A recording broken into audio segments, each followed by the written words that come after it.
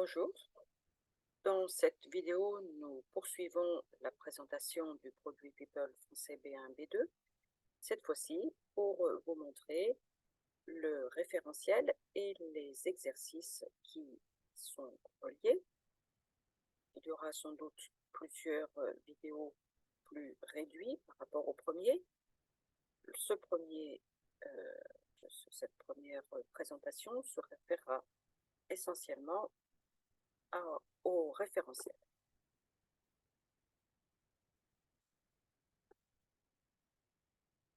Donc, dans cette deuxième partie, nous allons commencer par la présentation du référentiel avec la plateforme et l'application de Compare. Alors, la création d'un référentiel à l'aide de Compare pour le français B1 B2 était donc l'un des produits demandés pour ce projet. Et bien sûr, nous n'avons pas tout réinventé, mais nous sommes partis de sources. D'abord, bien sûr, le cadre européen commun de référence pour les langues, le CECR, du Conseil de l'Europe en 2001, qui ont été source d'inspiration quant aux compétences communicationnelles générales. Le référentiel pour le CECR de l'Alliance française, édité par Clé International en 2009, qui se présente sous forme de référentiel de savoir-faire, actes de parole, contenus grammaticaux, lexiques, éléments socioculturels et types de support pour chacun des niveaux de A1 à C2. Et surtout, le référentiel pour le niveau B2 créé par l'équipe coordonnée par Beaco. Il est édité aux éditions Didier en 2004 et en particulier pour le chapitre concernant les structures de langue et les mots-outils à acquérir qui sont listés dans le détail sur le niveau qui nous intéresse, c'est-à-dire le niveau B2. Le référentiel sur Compare a une structure donnée par cette application et qui est structurée en arbre.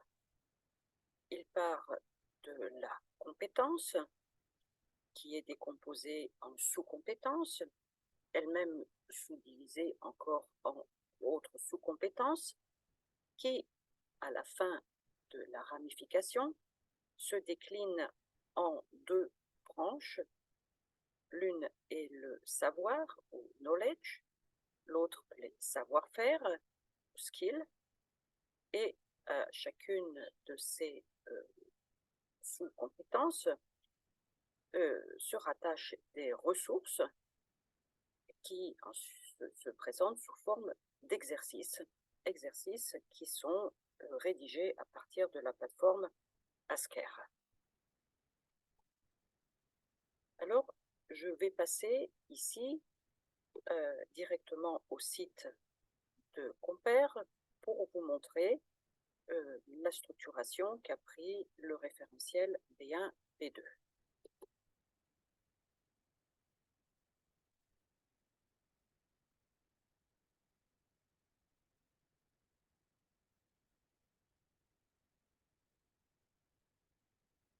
Alors, sur le site de Compare, nous trouvons ici une visualisation globale qui présente donc, excusez-moi, il faut que je refasse la manœuvre pour entrer.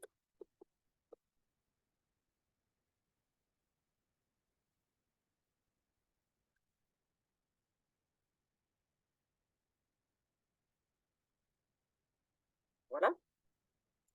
Donc, il y a une visualisation globale sous une forme circulaire que je viens de vous montrer dans le diaporama et qui, avec un code de couleur, indique ici le nom du référentiel lui-même, People français B1, B2, puis envers les compétences, ensuite les knowledge, c'est-à-dire les connaissances, en vert clair ici les skills, c'est-à-dire les savoir-faire, qui vous remarquerez ont été plus développés au stade où en est le développement de ce référentiel. Et ici, les ressources sous forme d'exercices qui sont reliés chacun à un savoir-faire en particulier.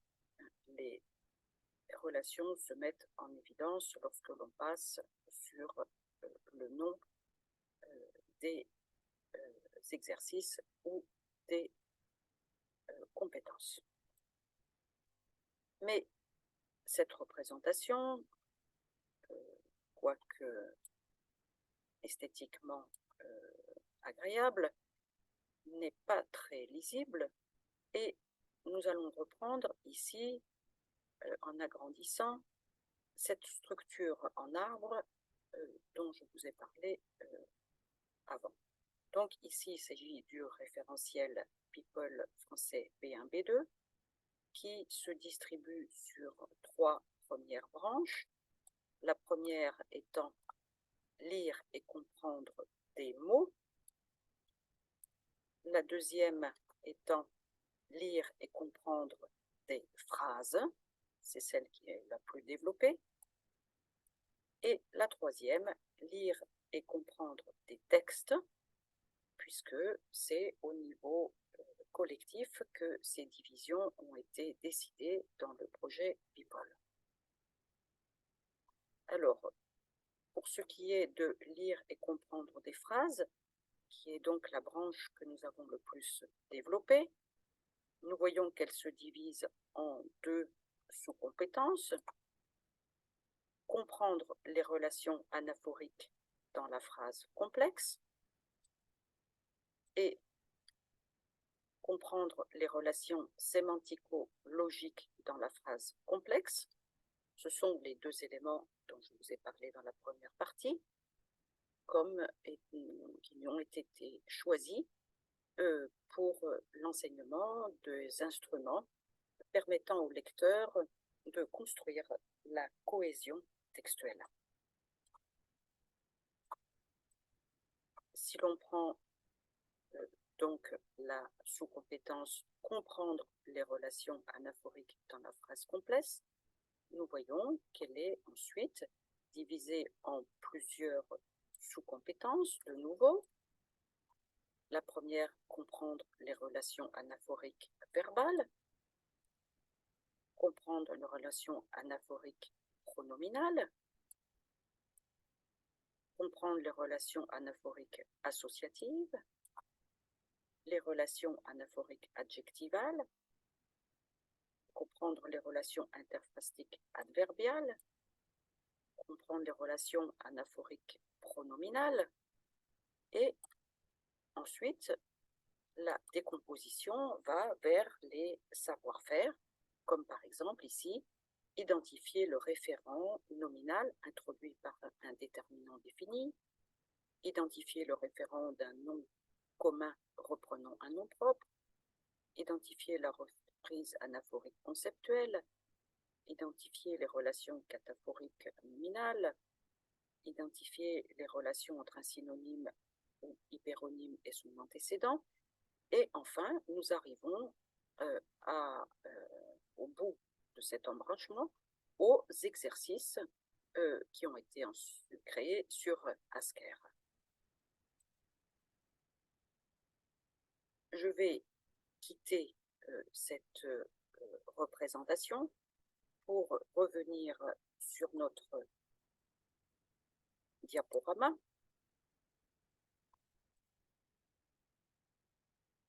Et de façon plus synthétique, vous indiquer ici comment a été développée la branche lire et comprendre les relations anaphoriques dans la phrase complexe. Nous avons donc des sous-compétences qui sont comprendre les relations anaphoriques pronominale, verbale, adjectivale, adverbiale, nominale, associative, puis les savoir-faire qui sont essentiellement qui ont été écrits sous la forme de identifier le référent d'une anaphore, pronominal, personnel, pronom relatif, possessif, etc., verbal, adjectival. Il s'agit donc d'un savoir-faire qui n'est pas de trouver, de compléter un exercice par un pronom, par exemple, mais bien un exercice de lecture où il s'agit d'identifier le référent d'une anaphore pronominale, par exemple, qui est déjà inscrite dans une phrase. Donc, faire ce travail que le lecteur expert fait de façon automatisée, mais qui requiert des exercices lorsqu'il s'agit d'un lecteur de langue étrangère. Pour ce qui est de la branche comprendre les relations sémanticologiques dans la phrase complexe, nous avons décomposé cette compétence en sous-compétences qui sont comprendre les relations logiques d'hypothèse, de conséquence, d'opposition, de cause, de but, de concession, mais aussi comprendre des relations structurées avec des connecteurs de reformulation, avec des connecteurs énumératifs, connecteurs importants dans les textes argumentatifs, et les savoir-faire seront formulés essentiellement sous la forme identifier la fonction des connecteurs d'hypothèse, de conséquence, d'opposition, de cause, de but, de concession, de reformulation, etc. Et les exercices se rattachent alors à ces savoir-faire. Pour une représentation complète de référentiel, nous avons proposé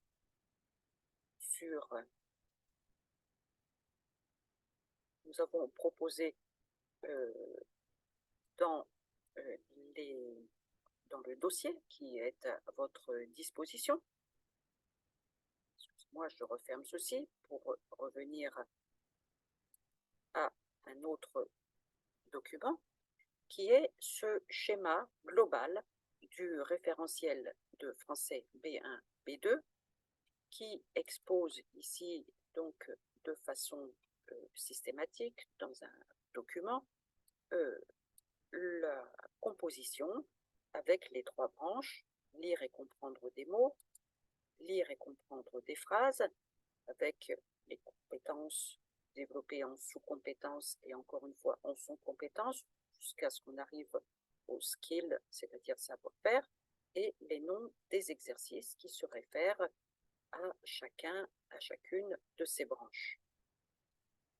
Vous avez ici donc l'anaphore, puis la deuxième branche pour ce qui est des phrases complexes, comprendre les relations sémanticologiques dans la phrase complexe, et de nouveau toutes les sous-compétences que je vous ai exposées avec à chaque fois le titre des exercices qui s'y réfèrent. Nous avons aussi lire et comprendre des textes que nous avons commencé à développer et qui constituent une tentative d'appliquer aussi au niveau textuel la recherche de construction de compétences de lecture pour ce qui est de la cohésion textuelle d'un point de vue de la logique et de la cohérence référentielle dans un texte. Nous avons tenté aussi d'insérer quelques exercices pour ce qui est de la compréhension globale du texte.